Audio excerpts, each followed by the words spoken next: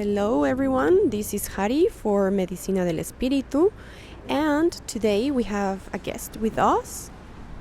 My name is Aisha Priya. I'm a Kambo practitioner and teacher for the International Association of Kambo Practitioners. Do you practice other sacred medicines? Yes, I do. I work with other medicines such as sacred fungi and eventually sapo when I return to Australia. And I assist in other sacred medicine circles as well, such as ayahuasca. We were recently talking about the importance of not mixing toad and Kambo in certain situations. Can you talk more about that? Yeah, absolutely. So what we have observed, and I have experienced this myself, is that when you have had toad medicine and then you have Kambo within a short period of time, within 6 weeks, there can be very adverse reactions to the body, in particular the nervous system. So from my own personal experience, I had a very deep toad journey, and then I had Kambo only within 1 week after that session. And what happens is it's like you have two medicines that are trying to activate. So Kambo wants to anchor you into your physical body and is a very grounding medicine, whereas toad, it's a completely different experience. It's more etheric. It can take you out of your body. So then what can happen is there's this limbo that can happen. The blood pressure drops very, very low, and the person cannot have an awareness of their physical body. And then if they purge, if they start vomiting, then they can asphyxiate on their vomit, which can be very dangerous. Is this the same for having Kambo and then toad after? No. So having Kambo before sapo or toad can be very beneficial. It's very good to clean the body before a toad journey. It can essentially help clean not only the physical body but the emotional body before the toad experience. So you're going into the toad experience feeling more grounded, which can be very beneficial. And it can not always make the toad experience a little bit more smooth. It's like there's less cleaning to get through. But when it's done the other way around, it doesn't seem to work as well. And this is where people can go into this limbo stage and reactivate into the toad space whilst they're in the Kambo experience, which can be very dangerous. What would happen for these ceremonies that we hear now that include everything, all in one, in a very short period of time? We're talking about maybe on the same day, in a weekend. Well, to me, these medicines, each of them need their space. And a lot of them work very deeply with the neurological system and the nervous system. So when you are combining all of these different medicines and having them all at once, it's too much information for the nervous system and the physical body to process, which then can create trauma in the body, or the nervous system is way too much information that goes on. And then what can happen is people can have like psychotic episodes because there's too much information that wants to come in and the physical body can't hold that much information. Are you in favor of combining Marya with Kambo and toad? No, I'm not a believer in that. I feel like, again, Santa Maria, when used sacredly, can be incredibly beneficial and incredibly healing, like we've seen, cannabis oil, CBD, and also with the Rastafarians who have a very strong sacred relationship with this plant. They experience deeply profound spiritual connections with this plant. But each medicine needs its own space. And what can happen is if someone's been abusing Santa Maria is people can become very ungrounded. So if you're coming into any medicine, whether it be ayahuasca, toad, Kambo, and you're already ungrounded, then that can cause problems. Also, I have heard a lot of stories, and this I am going to ask because many people say you need to drink a lot of water when you are receiving Kambo. But there can be cases of people that don't need so much water, right? Yeah, I mean, we never want to push the body past what it can do. So we don't want to give someone too much water that their stomach can't hold. So for some people may only be able to hold 1 litre of water. Some people may be able to hold 1.5 to 2 litres of water, but we never want to push the body past its limits, because what can happen is if you push the body past its limits and you give someone too much water, then that can cause water poisoning or hyponatremia, which is deadly, and this is the leading cause of death in the situations where we've had deaths in Kambo. It's because of this situation where someone's had too much water. Have you had cases of people dying after they received their session and went home? In Kambo, no. I don't know of any cases as like this.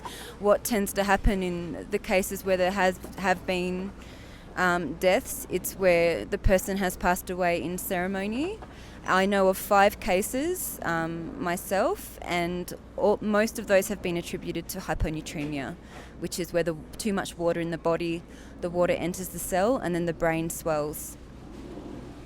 Okay, and what about rapé? I know rapé is commonly used in Kambo ceremonies. Is that safe? Yes, as long as the practitioner has been adequately trained in administering that medicine in combination with Kambo. It's very, very important that we don't want to push the body past its limits. So it's very, very important that people receive adequate training if they're going to give these medicines, and this is where I'm a huge advocate for the International Association of Kambo Practitioners, because the training is very much based around how the physical body receives these medicines and not to push the body past its limits, learning how to read the physical body and what is going on and being present in any given moment when you're serving these medicines. So this is not about observing someone giving Kambo and then just going and buying your Kambo online, right? Absolutely not. I can't stress enough how important it is to receive training, because these medicines are very, very powerful. Kambo is an incredibly powerful sacrament, and you need some knowledge of the body, particularly if you're going to be working with Westerners before you serve anybody any kind of medicine. You were just telling me how your teacher is an acupuncturist. So to give people an idea of how studying is important. Sometimes we might feel like the medicines do their work for their own, but it's not all, right? Absolutely. I feel it's really important to have an understanding of other modalities, to receive training in other integration tools that can assist our clients so their integration is smooth. Like any sacrament with Kambo, it's not just about coming and receiving the Kambo, it's also about being able to support your clients with the integration after they've received the sacrament as well. It's as important as the ceremony, if not more. I think we're on the same channel, you on Kambo and I on the Toad. Yes. And the fact that we both feel like studying is beneficial for everybody involved. Is there any message that you feel people need to know regarding the sacred medicine of Kambo? The first point I want to make is that Kambo very much works with the physical body. And we have a lot of people who have a desire or a longing to be a shaman, a healer. And, when we're working with these medicines, the physical body is very, very important. And so without this knowledge, if we get too caught up in the psycho-spiritual or the esoteric information, then we lose sight of the human body. And so in this respect, Kambo is not a shamanic medicine at all, and it's misrepresented this way. You won't see anybody in Brazil, like the pages, for example. Nobody is referred to as a shaman. Kambo is delivered in a very simple way. There isn't a lot of what I perceive as fluffery that goes on. The medicine is applied, somebody is holding space and witnessing what is transpiring, but it is not a shamanic practice. And I feel that this is the most important message I want to give, because in some cases where we're focusing too much on wanting to be the shaman or the healer, then we're not being present for our clients, and then we can miss vital signs that the human body is telling us that it needs our attention.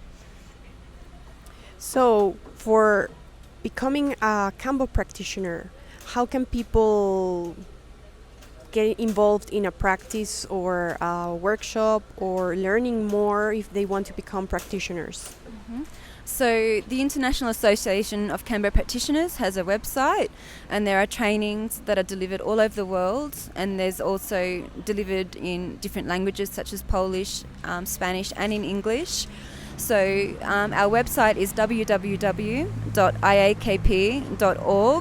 and there's a link there where you can see where trainings are happening all over the world. There are prerequisites to apply, which can be, if you make contact with us, we can explain those to you. But I highly recommend, if you have a calling to serve Kambo, that the IAKP is a great port of call if you really want to experience and understand the medicine deeply and practice safely. If you want to become a Kambo practitioner in a proper way, which would be a safe and respectful way, how many trainings would there be necessary to take before practicing? Well, the initial intensive course runs for 2 weeks, and this is where you experience the medicine as well as learn how to apply basically. And then once you've had up to 18 months of practice, you can apply to do the advanced training, so you can learn how to work with clients who perhaps have more specific situations such as addictions, different illnesses, where Kambo can be beneficial. And then you can go on to become a master practitioner once you've had quite a substantial amount of practice behind you. So it's really important to work slowly with people. So start just having one-on-one clients and learning how the medicine works in the physical body. A lot of the time what happens is people either order it off the internet and then start working in large groups, but they don't have an understanding of how the medicine works in the physical body. And this is one of the most important aspects of the learning, is receiving the medicine yourself, understanding how it works in your body, and then understanding how it works in other people's bodies before you start working with groups. Always start slowly. Slowly is the best way to learn. Patience is really important. And I assume that also medicine can come from conscious recollectors and unconscious recollectors, right? Absolutely. So the IKP, we have affiliation with tribes where we know that the medicine is harvested sacredly. They have a very deep and sacred connection with the frogs. They're not harmed and they're not over-harvested. Okay, well, thanks a lot, Aisha, for this precious information, and blessings to everyone. Blessings to all.